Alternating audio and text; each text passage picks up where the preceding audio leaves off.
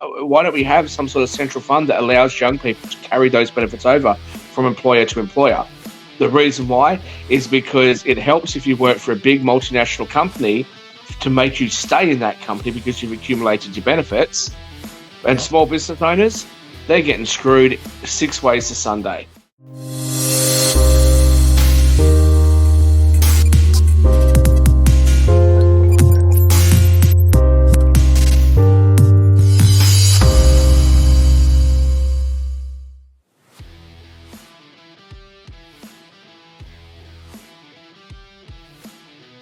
The greater wealth doing the do, and now we've got the I would say international cast here, but again, he's an undisclosed location, so it could be national, it could be international. Yeah, I could just be talking about his background, I could be talking about his shirts, I don't know. Internationally, we've got the man over there. It is Shaq. Where are you, mate? I'm at Camp David at the moment, just trying to rectify the situation with Biden. All right, mate, great to have you here, but I need to introduce the fella who, let's face it, he is the man with the computer, who's in charge, the show's all about, let's be absolutely frank, it's all about you, it really is. All about me. It is. Derek Whittaker, mate, absolute pleasure to have you here, mate, ready for the show. We've got so much to talk about that this might need to be a 3-hour show. We're not going to do that to you, by the way, but there's so much. This has been a crazy week. It has been a crazy week in terms of politics. I've been trying to look at how that affects finances per se as well, and it will, but we aren't seeing the ramifications of that just yet, or we have seen the ramifications of that, and we're dealing with the mess from the politics because you got to clean the politics up for it to clean up the economies. Yes. By the way, happy new financial year. Oh, it's exciting, isn't it? I tell you right now. Sound like an accountant, don't I? I mean, it was crazy for me last week. I was doing some work for an accounting firm, and it's like, I remember why I left this. Oh, so true. No. Yeah, it's been interesting. But of course, the government is touting there's a wonderful time because, of course, all their budgets kick in. You know, the announcements that they're going to help the struggling Aussie, the hardworking Aussie, the look, nothing working says class yes, Aussie out. Of course. Yeah, let's make rent, mortgages completely unaffordable. Let's have inflation through the roof. But hey, we're all about the everyday Aussie. Bring in more migrants that we don't have houses for or hospitals for. You know, what a top idea. That'll fix it. And what they are doing, one of these is basically making Australian businesses pay for more super now. We're getting a superannuation guarantee increase is going on. Right. Being self-employed, I really wasn't quite aware of that, but looking at it closer, it's like, okay, that's interesting. It's going to cost more for an entrepreneur to hire more of his staff. Mm-hmm. I don't like this in the fact that they have also recently been basically punishing people for having over 3 million in their super. Now, yes. I know most people don't have 3 million in their super, but it kills the whole heart of what they're trying to do. They're like, right, we're going to muck this up. Yep. Your employees, you business owners are going to pay for it. Mm-hmm. And now, if you don't, you're going to be penalized. And secondly, we're going to cap people so they can't make too much as well. Because it's all right for you to earn this amount, but if you earn more than that allotment, then there's a problem. Look, you imagine if you're playing a game of Monopoly. Right, and you just you've done a couple of laps of the board, and then all of a sudden the banker, we'll call it in this case, probably the W in the beginning, but never mind. When it comes to the government, steps in and goes, you know what, I don't like these rules. Right, I'm going to change them completely. And change the goalposts. Yeah, and this is what keeps happening. And this is the people. That sounds like every relationship I've ever had. As soon as you get into that relationship, the rules change. I have to say again to people, you need to go overseas, get out of Australia's, get out from under Australia's thumb, build your own wealth, and just get out of it because this is bullshit. And not only are they going to tax you over 3 million, which, okay, maybe that sounds like it's a reasonable amount of money. I don't think it does, but maybe you think it does. But if you're young right now and you think 3 million is a lot, what happens if you're 25? What do you think is going to happen when you're 60? Yes. Do you really think that they're going to adjust this for inflation, et cetera, et cetera? And then if you do get over that $3 million threshold and you are paying the taxes, then they're talking about introducing an inheritance tax as well. At what point have they spent enough money? At what point have they taxed us enough? This is not about us being greedy and selfish. It's about them wanting more and more and more, and we need to start saying no en masse. Well, more to your point, Australian Super have just come out and they said a 25-year-old worker who's just graduated from TAFE started their first job earning 78,000 before tax, which is that higher than the median wage? Look, I don't believe that for a second. Anyway, okay. I question that figure. Anyway, based on those numbers, before tax will be $26,000 off better by the time they retire at 67 under the change. Do you think $26,000 is going to go far by the time you retire, and how many years? I will use my standard measurement here of the Happy Meal. Yeah. The Happy Meal, was $2.95 when I remember when I was younger. But yeah, look, $26,000 is going to buy nothing when you're that old. It's a point. What happened to a 30-cent soft cone? How much does a 30-cent soft serve cost these days? Is it like $2 or something, or $1.50 or something like that? Exactly. I mean, it's not the same. It's not the same product because the price is not even remotely the So same. an employer has to pay 11.5% now in Super Guarantee. Right.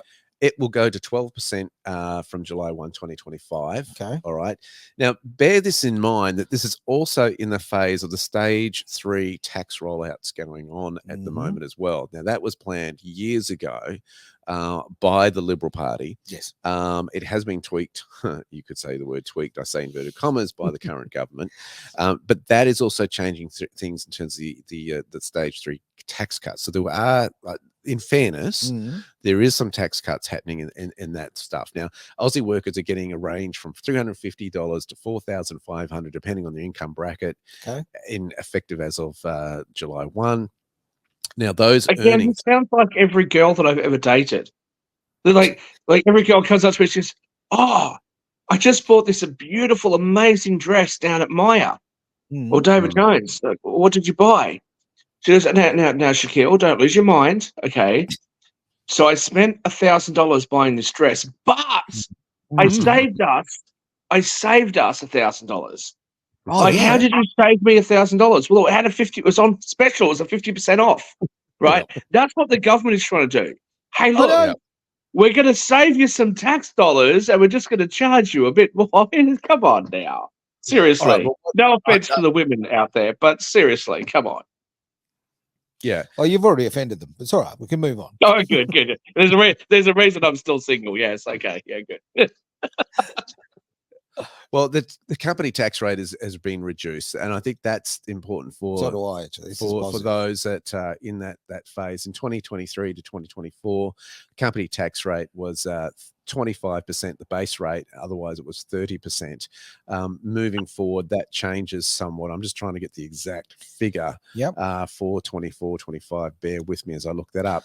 And that does help, of course. But, of course, they're losing it with the super guarantee now. It's kind of like, well... And it discourages you to have staff, as far as I'm concerned. I mean, by the time you take all of the added costs in, it's hard enough to get staff as it is. But on top of that, to discourage it by adding another expense to that. How does this help the nation? How does this help bring younger people on? How does it give them jobs? I don't know. I'll take this quick opportunity. I see people are jumping online, so that's fantastic. I would love to see your comments. So if you've got comments or questions, fire away.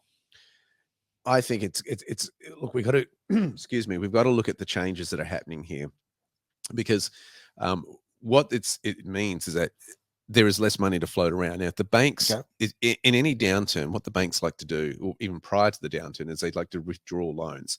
Often happens in the building sector, and that money circulation then reduces as withdrawn from the economy. So you've got to get that money somewhere. If you're going to stimulate it, where do you dig it from? Of course, taxation, reducing that does help. But again, as I said, it's like we're giving you some here, but we're taking it back here. It's kind of, because depending on the more employees you have in your business, it's going to cost you more to keep them all on board. It's a shell game. They're just moving it around. Yeah. Unbelievable. Shaq, what are your thoughts there, mate? Apart from I think I've already adequately expressed my thoughts. Look, here's what I'll say to every one of my fellow Australians. The government doesn't want you to be successful, and the government doesn't want you to be independent. Don't even bother trying to work within the system. Set up a company overseas, get yourself as far as you can away from the Australian government net. Okay? To hell with these guys. To hell with them. The people that pass these sorts of laws and regulations, these are the sorts of people that have never had a job. They've Yeah. never had a real job.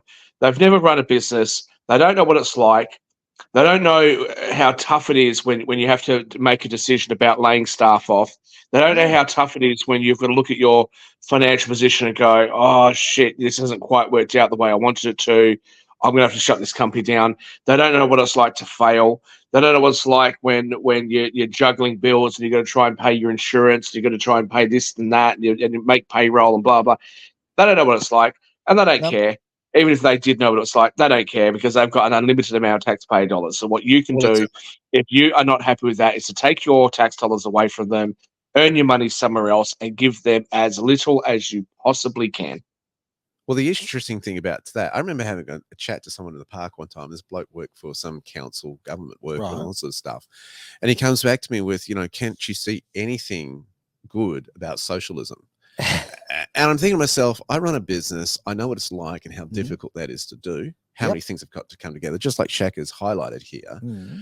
But if you're a public servant and have never been in that framework, right, you would think that socialism is a wonderful thing. Of course you because you get all your perks, you get your holidays, you get your loading, you get your, as a business owner, you don't get that. You just don't. You just don't. Nobody's going to guarantee you get holiday leave. As a business owner, sleep is optional. Yeah. This is the thing. And the sense of entitlement by people who work in the public sector or any of the bureaucratic levels, they do believe that they don't even realize it's not happening in the real world because they don't live in the same world as we do. In the real world, business doesn't stop. There's no time to go, oh, hang on, it's hit 10:04. It is time for my 15-minute break. I'm 4 minutes over. Therefore, I'm entitled to an extra break and all this kind of carry on. Yeah. And it's a sense of entitlement, mate. It really is. And the reason they're doing this is in order to support the big multinational corporations who have massive overseas shareholders, right? So explain this to me. If you believe that sick pay entitlements are an important thing, if you believe that long service leave is an important thing, why don't you let employees carry that over? Why don't you say to businesses, hey, we're going to pay that into a central fund, and that means that you can work for the little deli down the road, and then you can go and work for another small business and another small business, and you can keep changing jobs. This might sound like a minor point, but if you're 20 years old and you've just gotten a job as a bartender, and then you go get a job at a restaurant, and then you go get a job at an RSL club or whatever, right? This is a pretty common thing for young people to do. They work for a number of small businesses, and those entitlements that Australian governments tell us are so important. Well, if they're so important, why don't we have some sort of central fund that allows young people to carry those benefits over from employer to employer? The reason why is because it helps if you work for a big multinational company to make you stay in that company because you've accumulated your benefits. And small business owners, they're getting screwed 6 ways to Sunday. Yes. So again, every small business owner and every small person in this country should demand better from government. And if government's not going to give it to us, we should all go on strike like the unions do. We should just go on strike and say, you know what, we're not doing shit. We're not going to pay our taxes. We're not going to work. You can all go to hell. Unfortunately, we can't do that because if you don't pay your taxes, you go to jail. And if you don't work, you don't eat. But, the sentiment's still there. It's a good thought, right?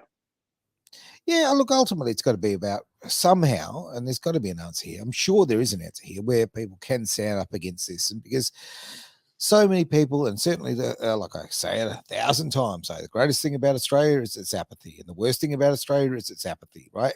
When we get to elections, everybody just votes for whoever, their grandfather voted for, or they vote for whoever their mate down the bloody, at work, or I would say the pub, but who goes to the pub now, who can afford it? It's just, how about you do a little research into those who are actually standing for you? I was part of a little sidestep on this. I was actually part of a meeting just the other day, and a couple of politicians came along. It was about some developments happening on the coastline, about they're putting one of these great, jolly great towers right on the coast there as part of the new development. Now, they didn't actually even consult with the locals about this in any way, shape, or form, right? The WA Planning Commission just go and do whatever the hell they want. And when they were confronted about it, when one of the politicians and one of the council members actually said, oh, hang on, look, I'm supposed to be representing the people. This was an independent, I might add. Independent said, councillor said, I'm supposed to be representing the people. The WA Planning Commission said to him, no, you are there to educate the people on what we're doing. Now, this is just, again, this is an attitude that's completely flipped. It's completely around the wrong way. And there's got to be a way we can get out there and we can educate people to take back control. This is about politics and money. This is about the crossover of the two. And, when you see developments like this is a great example of how this happens. Yeah. Having had the good fortune of leaving the state that I was born in, and then coming back and leaving, coming back, I honestly, look, I'm not trying to say it's the worst place on earth or anything like that, but amongst the Western world and places I go to, I've never seen anything like the bullshit that goes on in Western Australia. And I mean, and I'm not saying that to try and back out on WA. Like I was born in Western Australia. I was born there. I lived there as a child. Moved away when I was 11. Moved back when I was 21, and lived there till I was 31. I spent around half my life in Western Australia, the state that I was born in. I've never seen anything like it. I don't get it. I honestly don't understand everything from the ridiculousness of how the police department works, to how the justice system operates, to how our local governments operate. City of Stirling sitting there on a couple of $1 billion. Crazy. A couple of billion, what the it's just. I don't know. I feel like I sound like I'm just an incessant whinger, but I have never been able to understand what's going on in WA, and I feel like things should be getting better, and they're not. They're getting worse every time I look. Shaq, to your point, okay, I sit here because I understand what you're saying. I sit here, look at my shirt. Am I a proud Australian? Am I a proud West Australian? Absolutely, 1,000%. No, you're not. There's no swans on your shirt. I'll quickly get me a texture. I'll fix that.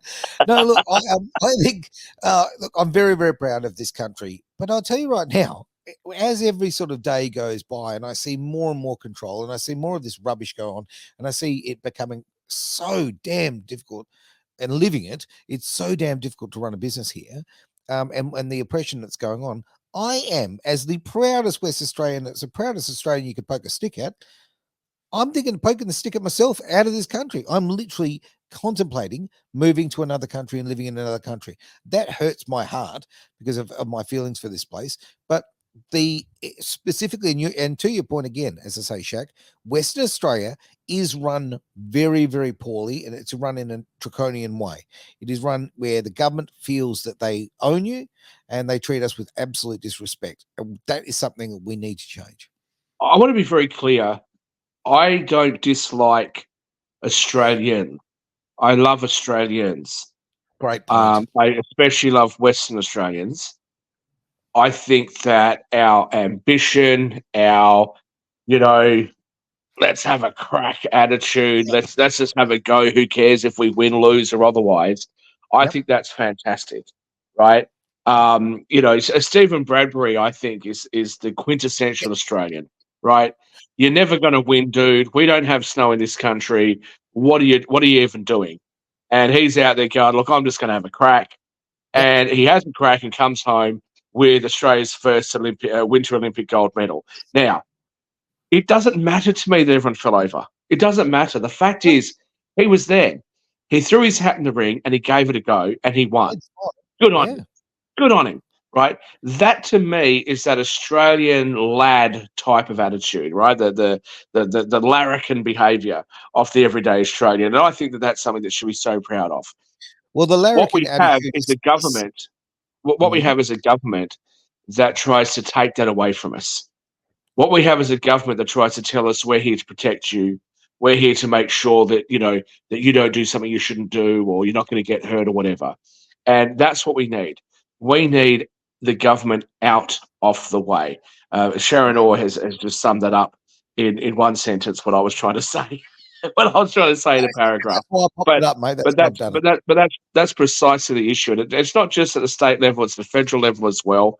And what I say to people is, look, find out what international structures you can use to run businesses so that you're outside of Australia's net. But try as hard as you can not to leave. But if you've got no choice, then leave. Like I did. I had to go to Switzerland to get success because I couldn't get licensed and I couldn't do the things that I wanted to do here in Australia. So don't be afraid to go overseas, but don't forget who. Thanks, Travis. Love you, baby. Don't forget who actually, where you came from. So always come back home. But if you've got to go overseas, go overseas. I want to make a personal comment about Sharon's statement there. Look, Sharon Shazza, okay, what an absolutely fantastic person and what a great statement, because what she said sums it up. You're right, Shaq, absolutely perfectly. Sharon, also, by the way, another Aussie Indian. Tell you what, we're taking over slowly. Now, is she short or is her bloke really tall? What's going on in that picture? Is she just like a midget, or is her bloke really tall, or both, or what? A bit of both. Bit of column A. There you go. I felt that way in 2022. Australia Day was coming up, and I was like, I thought, here's Australia Day, and with all the mandates that were going on, everything that was happening in our country, people getting slammed to the ground in Melbourne. We're seeing this on our television screens, and well, not even that, on social media, what was leaked out and this sort of stuff. And you kind of went, I'm not proud of this country right now. I really am not, that we've become this draconian type of society. And those who've been, okay, I know that those cases have gone to court and police were using measures that were overextended, and many police were actually standing up going, this is not what we're here for. This is what we shouldn't be doing, and we're on order. So it was just this madness that just kind of flicked the switch. And I said to myself, is this the Australian country that we've become? And I think Sharon has summed it up there well. It's the government that was the problem there. It wasn't the people. It wasn't the Aussies. It was the government that's lost its way. The government has become just this. They are so isolated. Okay, let's just we'll throw you something back. I don't want to live in the past. Sometimes I do, particularly the good stuff. But this bit of the past. All right, now when we had the yes vote, right? Okay, that divided Australia. Sorry, Aaron. I'm not sure what past you're living in. We didn't have a yes vote. Well, yes, good point. Sorry, let me fix that. The yes campaign, right, and the no vote, right? More exactly.